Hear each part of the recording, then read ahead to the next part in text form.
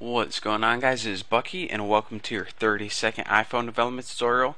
And in this tutorial, well, before I even talk to you guys about that, I just want to let you know that I haven't created a tutorial in like a week, so I might forget a few things, and if I do, don't leave me hate comments unless you absolutely need to. Then go ahead and leave me some hate comments. But anyways, stick with me and maybe you'll learn something. So the first thing we need to do is synthesize our outlets, which is singlePecker.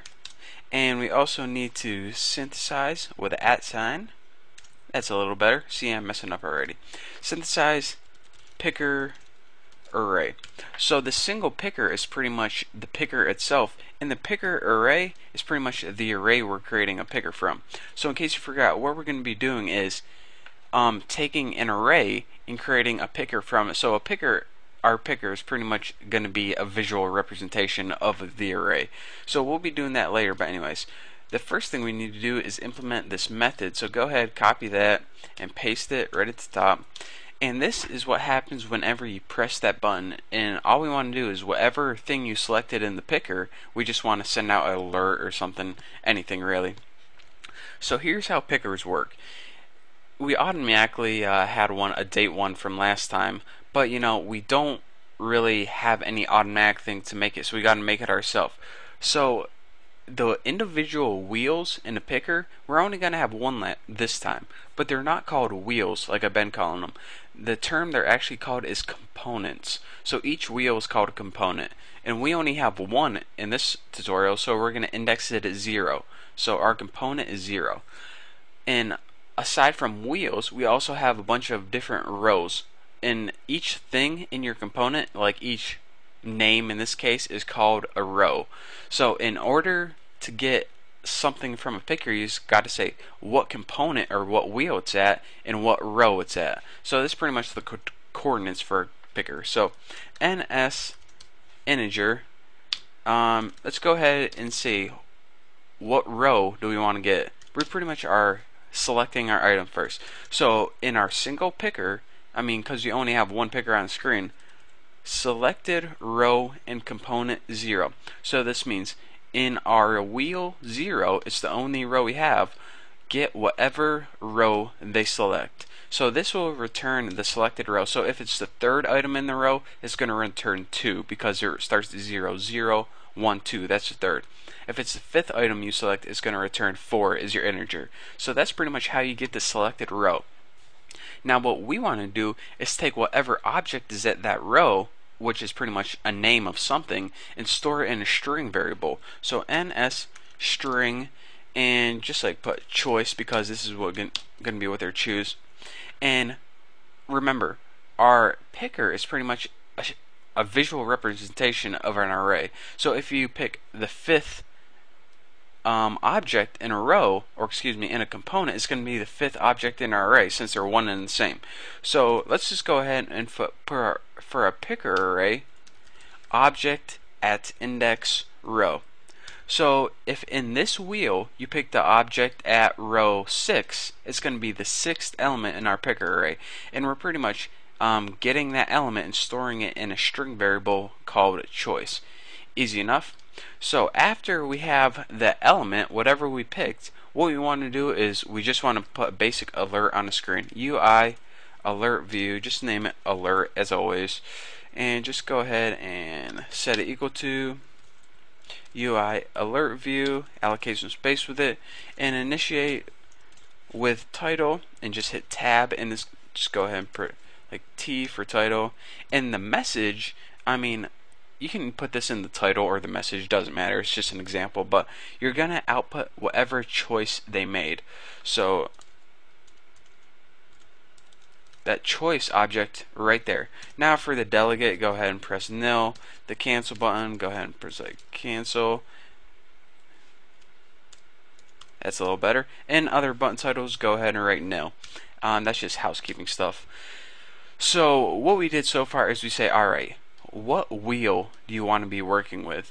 And now that we have a wheel, we say, alright, whatever item they picked, find the corresponding item in the array, which we didn't create yet, but we will. It takes like 2 seconds, and get that object and get its string. Unless you're working with numbers, then you would want to do something else, but we're not. So, alright, so now we alerted it, and we got a alert show, and of course alert release.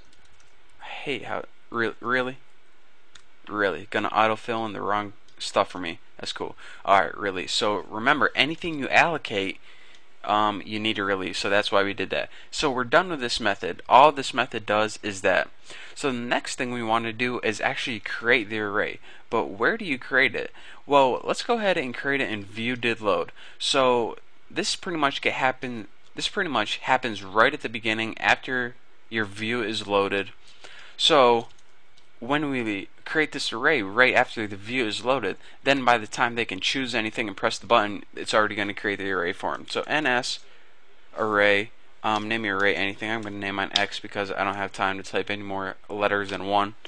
And go ahead and ns array, allocate some space for it, and init with objects. And go ahead and put like tuna spelled wrong, fish, apples, more tuna, and like pumpkins spelled totally wrong. And remember, the last thing in your array always has to be nil. So now we have pretty much an array of a bunch of strings. So now what we want to do is take our array variable right here and set it equal to x. So then they'll be one and the same. So self.picker array, which is pretty much our main variable that we're using for your array, equals x. So now whenever we use this, we're going to be able to use this all over a program since it's a global variable, and we won't be able to use x. So that's why we need to store this in here.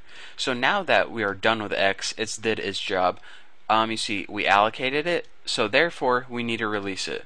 So let's go ahead and put x release. So that's actually all the time I have in this tutorial, but in the next tutorial we're going to be actually building the picker right from code, and it's probably the most important tutorial yet. So make sure that you learn all this. Again, it's really simple. Right in here, what we're doing is whatever item we selected in the first wheel, we're storing it as an integer to index that choice, and then we're saying, alright, take that integer and find the corresponding element in your array. Easy enough. So then we pretty much just say whatever you selected, spit it out on an alert box, and here is where we create the actual array. Again, you should know how to create an array and pretty much take that array and store it in another array that we made earlier, and then once we're done with it, release it. So I mean, this all looks pretty good, and yeah, so actually let me do this while I am. View did unload. What we want to do is no, not that. What we want to do is singlePecker, set this equal to nil, set end of your outlets equal to nil. So self.picker array, set this equal to nil too, and you also on your void deallocate, you also want to give back all your memory. So we also had release that. So pretty much any outlets you have to set to nil and release them to. I know it's confusing, but picker array, and this doesn't have anything to do with the program itself, just memory for your iPod. So it just helps. Those are two simple rules. We'll be going over memory management in another tutorial, but just don't forget to do that. So that's that for this tutorial. Please watch the next tutorial. It'll teach you a whole bunch, and thanks for watching. Don't forget to subscribe.